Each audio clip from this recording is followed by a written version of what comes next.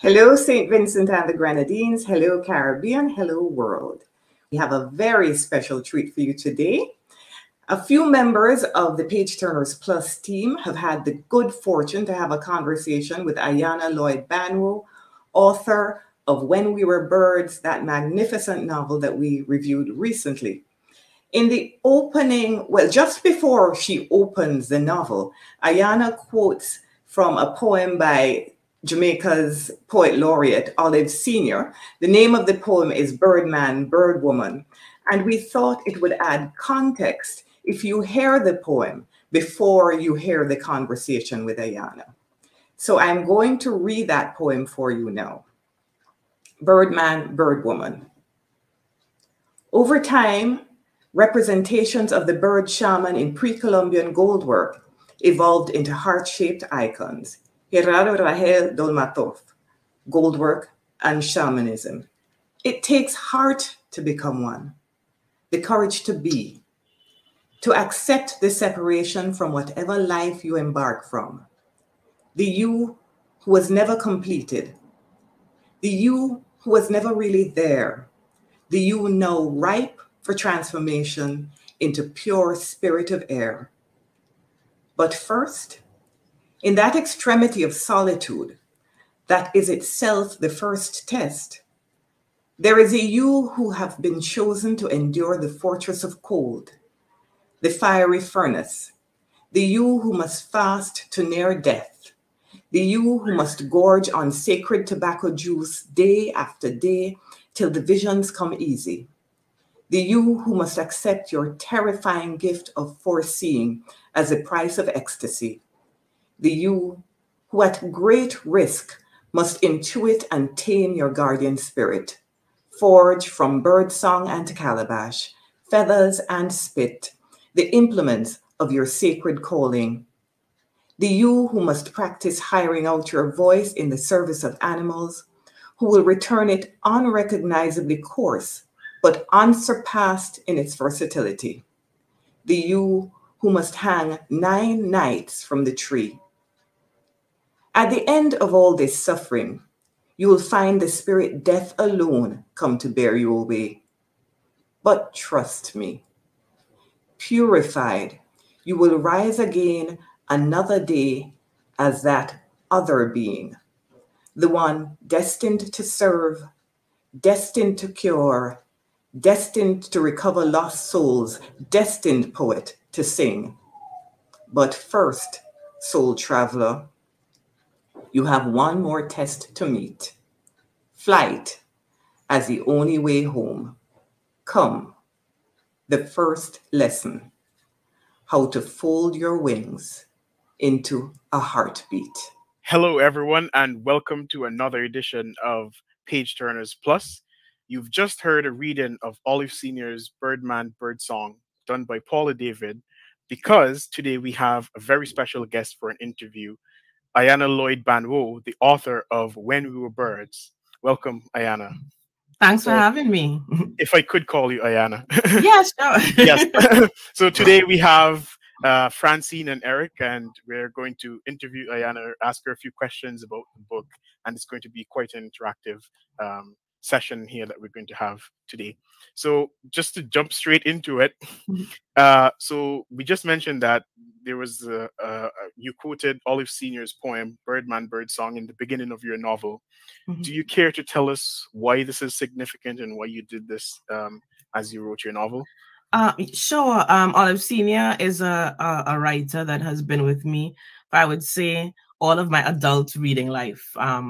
She's such an inspiration, and, you know, from her poems to short stories. And I remember this was a few years ago. I went to an art exhibition, and it was Jasmine Thomas Gervan, who is a Jamaican artist who did an exhibition in Trinidad, and she used that Olive Sr. poem in as part of one of her exhibitions, and it just kind of stuck with me because it was so much of it, of the entire exhibition, and the way she used that poem was about transformation, about that still kind of quiet, unseen spiritual sacrifice.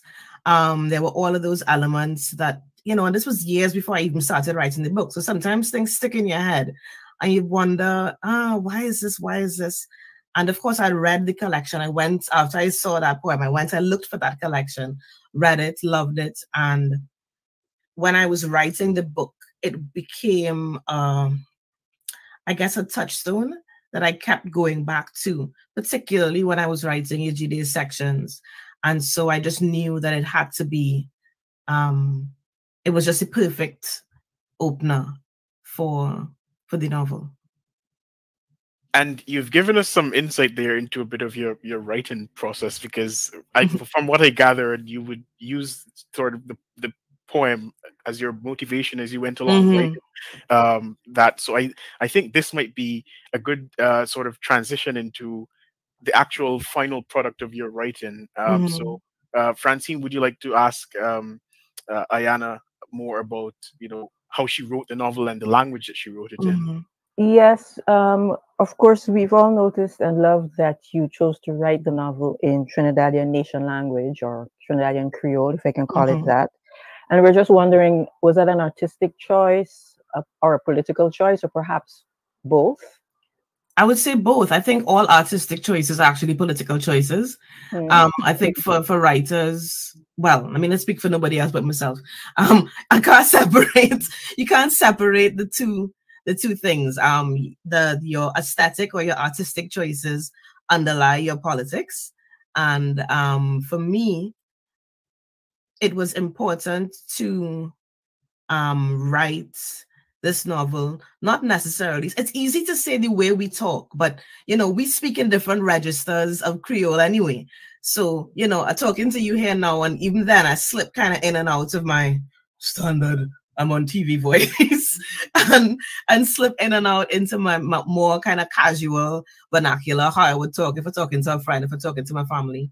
But it was more than just how we talk. It was recognizing that Caribbean Creoles, Caribbean Englishes are legitimate, recognizable languages worthy of literary art.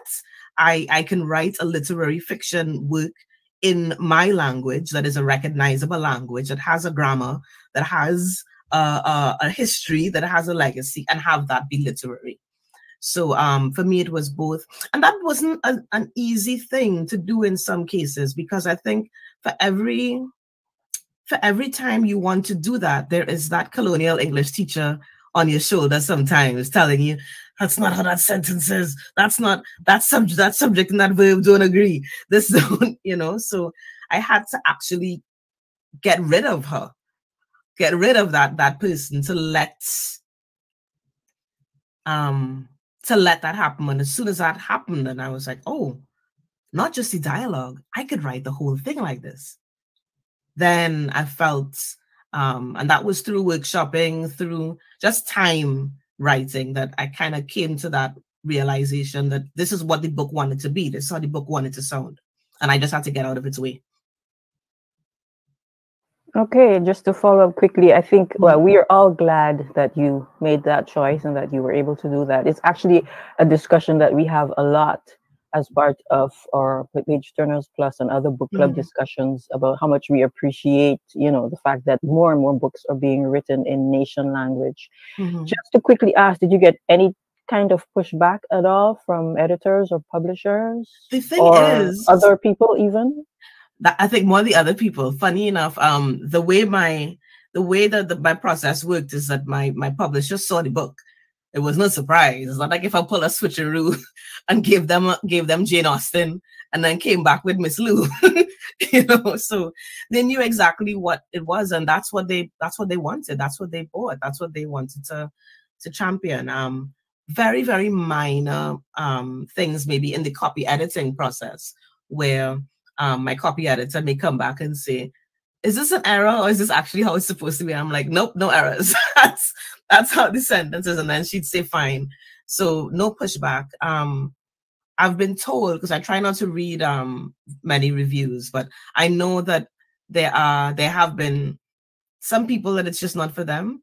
They say, I can't get past it. I can't get past the language. And to that I say, okay, pass on the book to a friend. It's not for you, it's for someone else. You know, it wasn't written for. This is gonna sound bad if I say this on TV. It's not for you.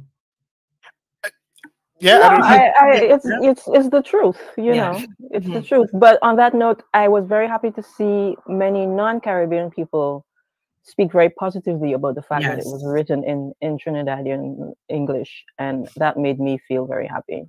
Because I mean, it's not really many people who are doing it. I mean, if you sit down and you read you know, Train Spotting years ago, this book written in full-on Scottish, Mm. you know, and people read that. Mm-hmm. You know, English has there are a range of Englishes in the world, and I think it becomes kind of dishonest to build an empire spreading a language all over the place and then decide, you know, how on earth do we get all these ranges of English? Right. Yes. Absolutely. Absolutely. And as we say where I'm from, true that. And yeah, just to briefly add, I found that really interesting that, you know, it was well received by a wide range of people, really, because and I'm really proud to be from the Caribbean as well, to hear that it's been received well by a lot of people. So Eric, do you have a question that you want to ask Ayanna? Yeah, I sure do. Once again, thank you, Ayanna, for coming and joining us today. My question is, we are elated. My question is a little thick, so bear with me here. Yeah. So there are numerous references to African Caribbean and wider African diaspora folklore in the novel. For example, early in the novel, the animals held a council meeting in the silk cotton tree. Later, Moths gather around Petronella as she dies and around Yejide as she simultaneously transitions to become the matriarch of the community. Still later, Yejide refers to Maman as a flying African and suggests that when she became, when she became the matriarch of her community, she inherited the powers of the flying African. So here's the question. Why did you draw on folklore in the story rather than, for example, modern superhero tropes? I don't know any modern superhero tropes. That might be a cop out. It's not my bag. It's not my thing. Superheroes for me are like space police. I don't get it. It's just not me. But I mean, a less glib answer. Sorry, is that that's what I believe. That's what I believe in. I'm writing myself. I'm writing my own sense of indigenous spirituality. I'm writing my own. I'm writing my grandmother's stories. I'm writing the stories that I grew up. My mom reading to me. I'm writing calypso. I'm writing folk tales because that's the bedrock of my upbringing and my inspirations. And I think my first sense of story was oral before it was reading books. Although my cousins and I, we were voracious readers. My grandfather bought us a book for Christmas every year. That was our outing. I would go with him to do Christmas shopping and select all the books for the cousins. So we were all readers. But I think underneath that, and even before that, was oral storytelling and music, calypso, folk songs, folk tales. So I think that's probably informed my understanding and narrative more than the written word on a very bedrock, fundamental level. I think what particularly, the flying African, what I thought was interesting is that I've actually taken two. Darwin recognizes what she says because he's heard those stories and he's like, he didn't think this was real. I would hear these stories and I didn't think this was something that was real. And it was important to me to say that even in a story, in a novel, that maybe these things are not stories. Maybe they are history. Maybe it is science. Maybe it is our science. You know what I mean? rather than just saying, oh, it's something that we made up and whatever. So I take those things seriously. Yeah, the section about or the mention of flying Africans, my mind quickly went back to Toni Morrison's Song of Solomon.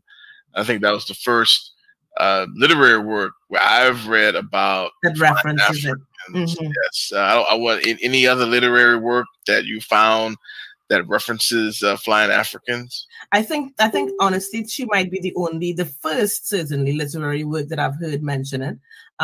We have folk tales. I know we know the story about Gangang Sarah, who same thing. She flew away to Africa. This is a Tobago folk tale. Earl Lovelace's Salt that I would have read that came later than Toni Morrison that I would have read later also mentions that, again, that not just that they flew away, but the part that they ate salt and they couldn't fly anymore. And so that's the other literary work that I can think of off the top of my head that makes that reference. And I think the reason why these stories or these legends or these histories are so enduring is because they speak to the yearning at the heart of being a diasporic people. As Caribbean people, we're a Caribbean diaspora, but we're an African diaspora also. So, the whole idea of yearning to return, yearning to go back, feeling weighed down, can't go back is a very clear and enduring metaphor that I think, speaks to us in so many ways today also. Thank you. Roger. Yeah, interesting that you mentioned there that it's sort of a telling of the history, because I mean I'm not an academic in literature, but I'm starting to get a trend from what you said that maybe fiction writing isn't really fiction writing because it happened at some point in history, or it might just happen at some point in the future. What do you say to that? I think imagination is radical. I think we have to imagine the futures and imagine the world that we want to see before we can build it. And I think art does that. Art references the past, the future, the present. And I think we begin to build, we begin to interrogate the now or interrogate the past, but we also use it to build a kind of a future or envision at least a more just or a place where we right wrongs or we have redress or, of course, all writers aren't working in that vein. All writers aren't doing that, and I think all writers should do whatever they want to do. But, I think Earl Lovelace, I mentioned him before as the writer of Salt. I did a workshop with him years back in Trinidad. And one of the things he always said is that, well, two things. One is that, a story is just a series of choices. It's just a series of choices. What first, what next? Don't be intimidated by it. And the other thing was that, what are you writing against? What are you writing into? If you're not seeing something about the space that you live in and interrogating that and rebuilding or restructuring, then, you might as well write a diary or something. You might as well write just for yourself. And that's something that stuck with me quite a bit. Oh, well, now that you mentioned, that really it's just a series of choices, I suppose I could ask you about a series of choices that you presented in terms of the familial relationships in the book. So Petronella, Yejide, Darwin all grapple with weighty familial obligations, and you approach them very differently in the book. So what ideas were you trying to explore in showing their different approaches to family and familial relationships? That's such a good question. I think so much of this book I was exploring the whole question of inheritance and legacy and how complicated those things can be. As diasporic people, we're always searching for sort of legacy, the past, lineage, but sometimes these things are not always fair, right, just, easy, simple. And so I've always been really interested in the ways that, as you said, family obligations, family legacy, inheritances are weighty, are difficult, sometimes not what we would choose for ourselves at all, even if they are cosmically important. And with characters, I think you have to give characters stakes, right? You have to give them, if somebody is just, okay, they got up, they walked on the road, they went to buy bread, they come back home. If you wrote it really beautifully, you might read it, but no stakes there, What are the big choices they have to make? What are the things that they feel they have to give up? What happens when you take something from them that defines their identity? What happens when the very thing that defines them is something that holds them back in some kind of way? So you put characters into very difficult, very almost like a situation where no matter what choice you make is a hard choice. No matter what, then you get something interesting. You kind of get to the heart of maybe who they are. You get to see what they're made of. You get to see how those choices change them, impact them, or reinforce the person that they were in the beginning. Because there's also that. So I think a lot of that is what I was trying to sort of talk about. I think not directly related, but yes, kind of, in terms of what I was also trying to explore, family obligations. I think I was also trying to think of what are the different ways we can conceptualize family. That's not only bloodkin. What are the ways we can conceptualize ownership? That's not only I own this or I pass this to you. How can we expand our ideas of how we can live communally? How does that work? Is that complicated? Is it always comfortable? So I think writing Montmarie and the way that Montmarie and that house in Montmarie is sort of structured was me also thinking about, are there better ways that we can live and approach land and approach ownership and approach headship? So yeah. And then, I mean, I got the sense that there was like a strong, if I could say it this way, matrifocal focus or matrifocal angle as well. Did that just come naturally as you wrote it, or did you? Yeah. I think parts of the same thing I was kind of thinking about. But also naturally, my family is I think like most Caribbean families, Granny is the person that holds everyone together. Granny's house, Grandpa's house, which is really Granny's house. The Grandpa house, but it's really Granny house. It's the center of where the children gather. My grandmother's house, who is, she's passed on now. For so many years when I was growing up, even when the family scattered and who went to live in New York, who lived Canada, who lived wherever, on Christmas Eve, if you just decide you get on a plane and you're landing up in Trinidad, you know where you could find everybody. Everybody's going to be there. You could call the house at whatever hour, and you could speak to somebody who's family, even if you're far away. So I think my family is very much centered along that. My grandmother on both sides, I think, being the kind of center person that holds all of the strands together. I was also thinking about, again, ways of conceptualizing headship and ownership. I don't know if I can say spoiler alert or not, but I guess it's not really a spoiler in terms of the story, but that the person, no one owns the space. The person who is the head is the person who has this power, but they're not in service of that person. They're in service of the work that person has to do in the world. And I thought that was such a different way of conceptualizing mutual cooperation, mutual aid, mutual help, of conceptualizing relationships, of conceptualizing how children are raised, taken care of, because this is an extended family. This is a family that's not only bound by blood at all. There are people who choose to remain there because they feel that work is important. And I really wanted to explore various ways of kinship. Excellent. Francine, do you want to get in here? Yeah, as we're talking about, familial obligations and the weight of familial obligations, Yejide thinks of her ability to communicate with the dead as a gift and as a curse.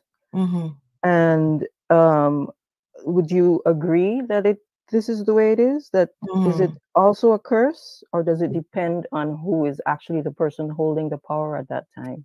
Yeah, I think both, anything that you don't choose can feel like a curse.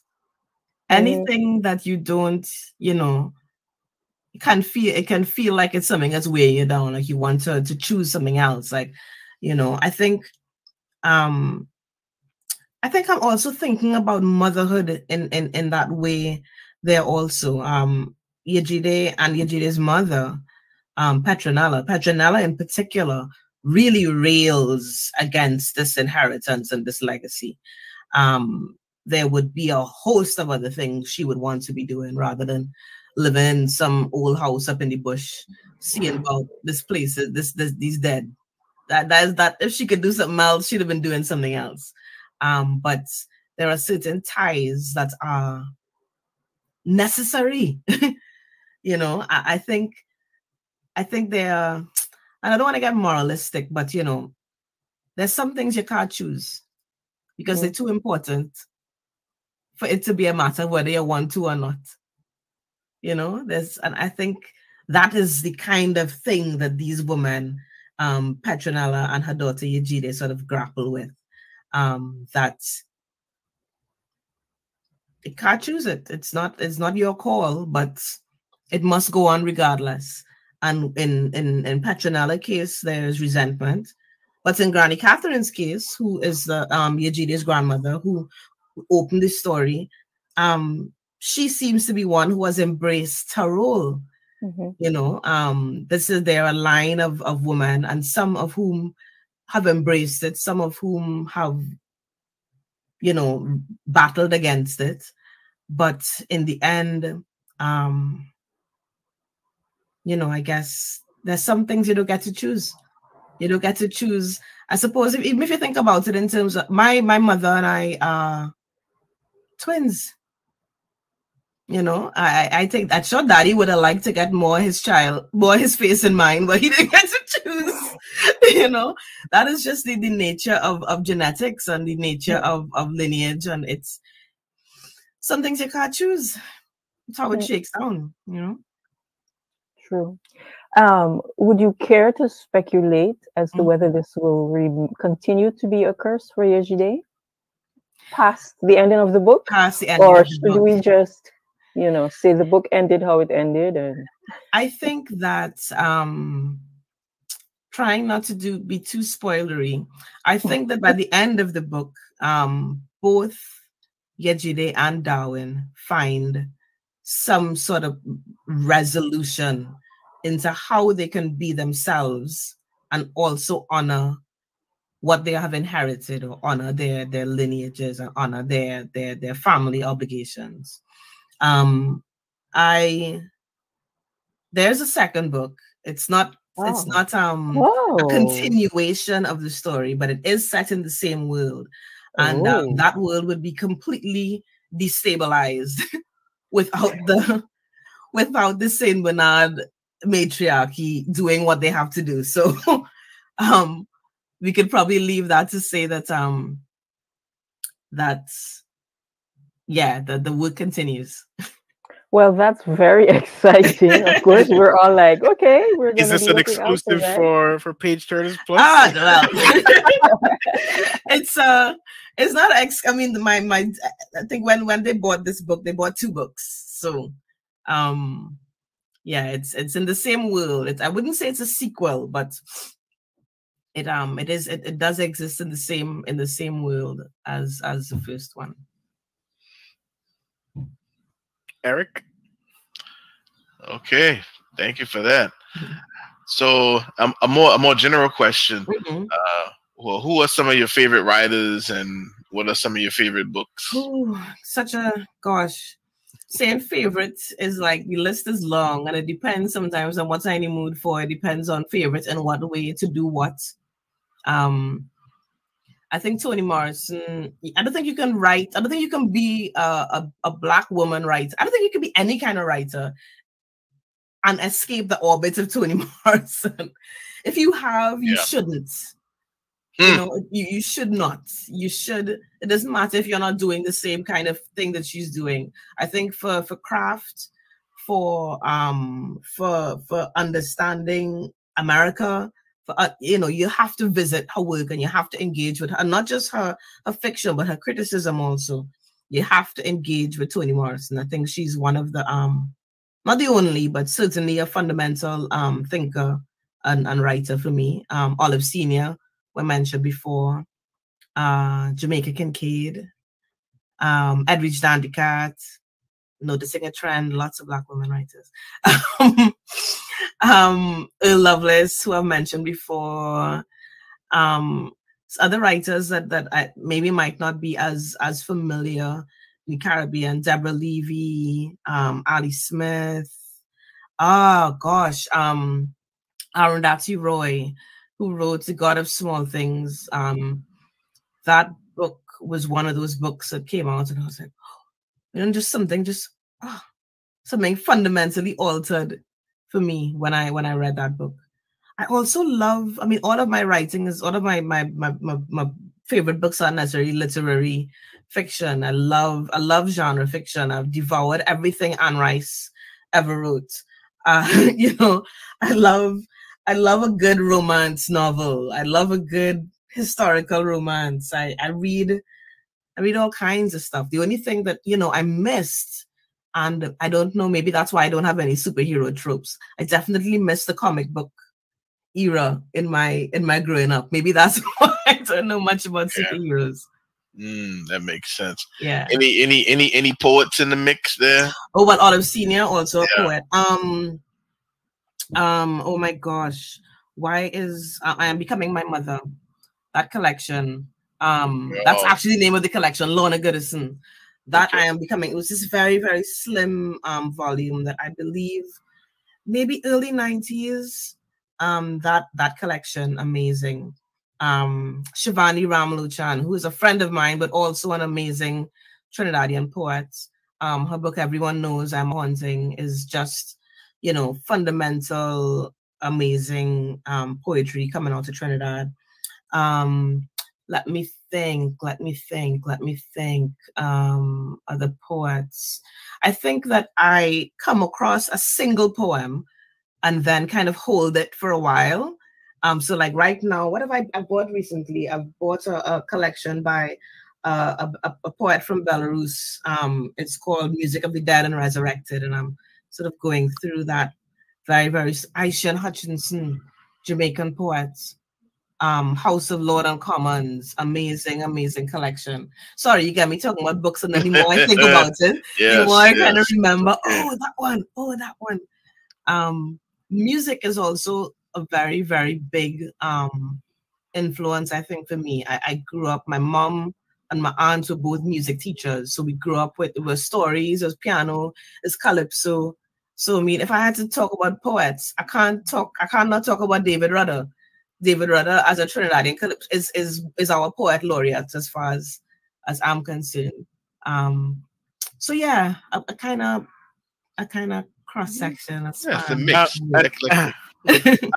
I mean, I don't know if I should be sorry or happy that you mentioned that, you know, Calypso and David Rudder, because this group would tell you that when I started reading the book, literally one page in, I messaged the group chat and said, this is reading like a David Rudder Calypso. So fundamental to my I mean, David, when he won that it was the Young Kings, it was the Calypso Monarch. I think that was 86. So I was 6 years old, right? So I remember that vividly. Him and you know, he was a kind of a slim, he wasn't real tall, he wasn't short, almost kind of, but man could have hold a stage. You know what I mean? Black Stallion. Huge influence for me too, as a different kind of poet, but still, you know, I think a lot of my Caribbean sensibility I think, as not just like individual island patriotism, but my sense of being a Caribbean person probably comes from Black Stalin. You know, and then I went to UE. I went to UE St. Augustine. So it meant that, you know, you have a sense of, I don't think, as much as, you know, I think a lot of people, you know, mention me going to University of East Anglia because that's where I did my creative writing MA. And this, and, you know, when I came to the UK, it's when the book got picked up and so, but going to University of the West Indies was really, really fundamental for, that's where I think I read most of the Caribbean writers. This is where I think, because that was the focus of our literature and history degrees. It was, you know, what was happening in the region. It was what was happening in the diaspora. So I think that really helped shape my sensibility in a lot of ways that I might have felt more adrift if I hadn't had that. Yep. This has nothing to do with the questions you asked, but we just I'm loving it. And I'm gonna jump in too, just because I also went to UE St. Augustine, but probably way before you did. So yeah, I'm another. Maybe not that way before. Don't let the baby face fool you. Well, don't let this one fool you either. So yeah, I mean, originally I had actually wanted to go abroad for university, and I ended up going to UE St. Augustine, and like that was just one of the things that has definitely shaped me and my whole Caribbean identity. So yeah, that's absolutely. And then my mom went to Mona. So right. My mom went to Cave Hill. So right. Yeah. So and my dad went to Mona. So my whole family is very all UE proud. Yeah. But I think UE, it's just like you said, no one mentions it, so I was completely unaware in your bio. But I think the University of the West Indies is so important for us. It's something that is just so important, and we, you know, something that we incredibly important, because you know there's nowhere else where we are our focus, right? You know, particularly in the, I mean, I can't speak for what's happening in other faculties and engineering and whatever, but certainly in liberal arts and humanities, I think at least when I was there, which was I took a while to go to university after A levels, so I was there in 2002 to 2005, I think was when I did my undergrad, because I had a break after A levels.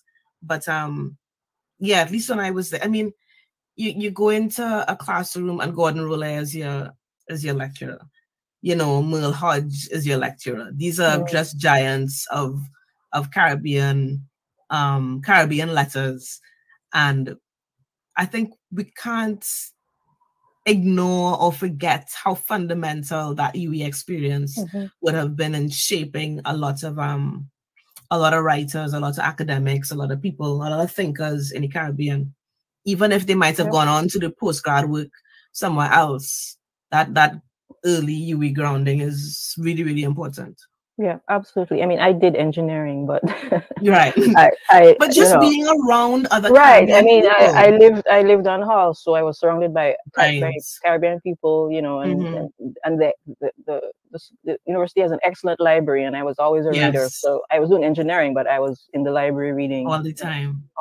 So my mom always used to talk about coming when she went to Mona. She used to take a boat, and it would stop off in different islands to drop off. So, you know, almost like you went on a cruise, and that's how everybody would get to Jamaica. So she take this, well, she wasn't flying, she take a boat. This was my mother was in Mona in 1970 to 74, I believe, was when, if I'm remembering my dates correctly. So there was an inter-island ferry, and it's the students, it's people carrying produce, it's people carrying this, carrying that, and it dropped off to each island.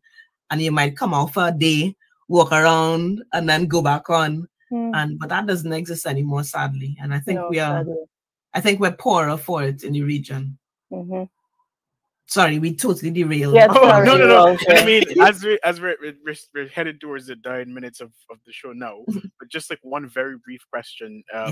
Do you read Patrick Chamoiseau? And if so, is your Balata Woman a nod to his mentor? Oh gosh, you know, I remember I haven't read as much of his work as I would like, but I have read Texaco. And I think one of the things, I think that's the kind of the book if you haven't read any Shamus, so that's the one to read. That's the, that's your kind of fundamental text. And the thing is, I'm always, what is interesting to me about his mentor and about, this first woman, this primordial first woman of this family, is the idea that we never lost ourselves. There were always these individuals, these repositories of knowledge, the people who were holding our science, our medicine, our stories, our magic. And, when you need them, somehow they either appear or they, you know what I mean? So I think, while not a conscious nod or conscious influence, I think maybe because we're doing the same kind of work, where the agenda, or the agenda is such a loaded word now, but the focus is similar, which is why we would both have characters that embody that sense of there is a sort of a magical African presence that remains sort of almost secretly in the society, while everything else seems to be going one way. Thank you very much for agreeing to come and being interviewed by us. We are really excited by this. We loved your book. So absolutely loved your book, and we're just glad to have you here. So I'm glad, let me just say, to be chatting with Caribbean people. Because the thing is, once, and this is probably a whole other panel, but once you publish outside of the region, a lot of your conversations sort of, naturally so end up being with, critics or readers or whatever that are outside the region. So it's just nice to be speaking to, to a Caribbean audience. Thank you for having me. Yes. Francine, you want to get in a final word there? I was just wondering if Ayanna had seen our review program. I watched the one with Sherry Jones. Oh, okay. Yes. What is it? How the one-armed sister sweeps her house. Yes. Mm-hmm. And I was just so happy to know there was a program like this. It was broadcast. I was like, oh my gosh, this is great. So, congratulations to you all for coming up, and congratulations to St. Vincent for being, at the forefront of something that more Caribbean TV stations and so need to be, making Caribbean letters and Caribbean literature a part of, on-air programming. Yes. Eric? It's just this one quick thing. It's just an adulation I want to add. I love reading parts of the book out loud, because I think as you mentioned before, the orality of Trinidadian English has to be read aloud. And so I'm sitting in my living room reading these parts aloud, harkening back to my trips to Trinidad and trying to regather the voices that I heard. I've been mistaken for a Trinidadian, like in Curacao. I was Trinidadian. They didn't believe I was from New Orleans, Louisiana. But that is the Caribbean. You don't know the Caribbean starts in Louisiana and ends in Colombia? Yes, that is true. You know it. And as Eric mentions, reading the story out loud. As we end, here is a reading by Ayanna Lloyd Banwo herself, author of When We're Birds. Thank you very much for tuning in. Darwin. Some days Darwin can't work out how long he in the city.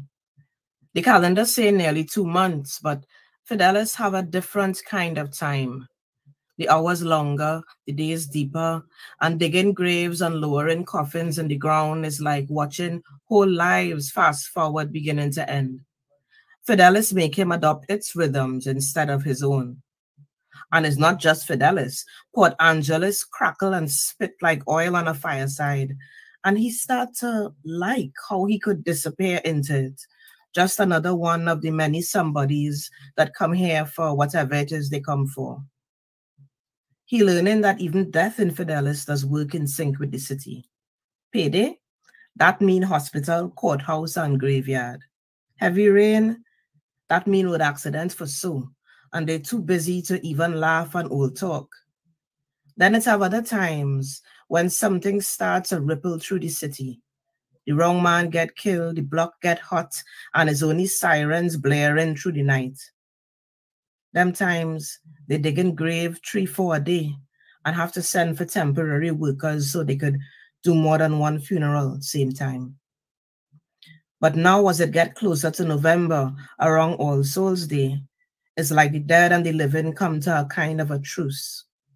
All the graves quiet, and sometimes he don't see the other grave diggers at all for a couple of days. He know they just work other jobs and get little contracts and thing when things light in Fidelis, but nobody let Darwin in on the cut. True, he could use the money, but he don't mind. The days when it was just him, even the weight of the keys in his pocket make him feel good. And when the street lamps come on, the outer edges of Fidelis gild in borrowed light, he stand at the crossroads, right at the center of the cemetery in near darkness, and feel his whole body relax, like how a man must feel when he finally reach in his own home after a long day and smell food cooking. Not that he ever know that feeling, but he figured it must feel a little like this, like Fidelis at twilight. Maybe everything does just get easier the longer you do it. True, some nights he still dreamed the heavy scissors in his hand, his head getting lighter with each cut, his locks spreading out amongst his abaca leaves in the dirt yard.